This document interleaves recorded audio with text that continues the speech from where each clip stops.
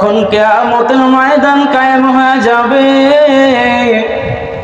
আল্লাহ রব্বুল আলামিন যখন ময়দানে মাহশার কায়েম করবেন, ওই ময়দানে মাহশারের মধ্যে আমার আল্লাহ রব্বুল আলামিন হবেন বিচারক। কে হবেন? আরো জোরে, বিচারক কে হবেন?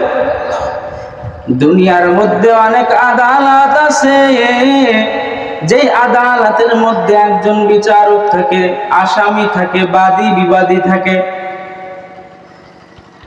দুনিয়ার মধ্যে আদালতের বিচারককে ঘুষ দিয়ে ফাঁসির আসামি ও বেকসুর খালাস পাওয়া যায়, আবার নিরপরাধ ব্যক্তি ফাঁসির কাষ্টে ঝুলে আছে না নাই?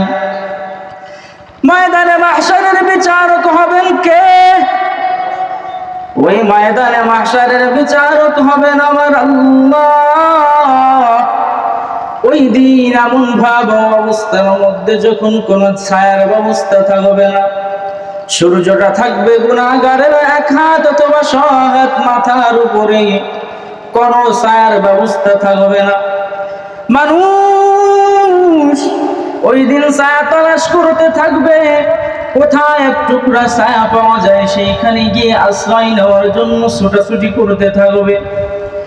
আমার আল্লাহ রব্বুল আলামিন ওই দিনটা এমন রাখবেন, কোথাও কোনো ছায়া থাকবে না। ওই দিন একমাত্র ছায়া থাকবে আমার আল্লাহর আরশে আজিম। কোন ছায়া থাকবে? আমার আল্লাহর আরশে আজিম। ওই আল্লাহর আরশে আজিমের নিচে ইচ্ছা করলে ছায়া পাওয়া যাবে না। ওই আল্লাহর আরশে আজিমের নিচে চাইলে ছায়ার ব্যবস্থা থাকবে না। যে কেউ ওই ছায়ার নিচে ঢুকতে পারবে না। ওরে নবীর উম্মতের দল, আমার হাবিবে কিবরিয়া ডাক দিয়া বলেন, পয়গম্বর ডাক দিয়া বলেন, সাবআতু যিল্লুল্লাহু ফি যিল্লিহি ইয়াওমা লা যিল্লা ইল্লা